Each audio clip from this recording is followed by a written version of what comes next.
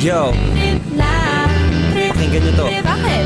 Trip lang. Trip lang. Halika na narang madali ng tataga. Pangako pagkatapos humihinga ka padali na pare man liliwanag na kung di ka sasabay maiiwanan ka. Ang isip ay wag na gawing pangdalawa dahil isa lang ito. Ang gusto lang naman ito ay maging masaya. Para di ka mabato ay iwasan mo kung pananatili sa isang lugar. Ibig ko sabihin ay huwag ka papasakop sa takot, wag ka papasakop. Kapag nangate, di ka dito isipin mo pinipan sa lahat ng karanasan mo dito sa mundo. Bilang tao, gano'n pa rin hindi nagbago. Pinakamasaya yung di pinlano. Kasi pag di mo ka alam na nakakatakot pero exciting naman. Exciting! Yeah! Sumabay lang sipat pa ng bahala.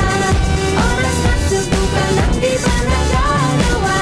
Minsan lang kaya magpakaligaya.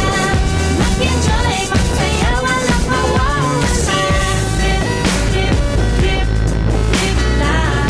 Trip, trip, trip, trip May lang. gusto kong gawin pero nangangamba na baka mga tao tawanan ka. Nais kumanta pero di mo forte. 5 piso lang naman ang karaoke. Go!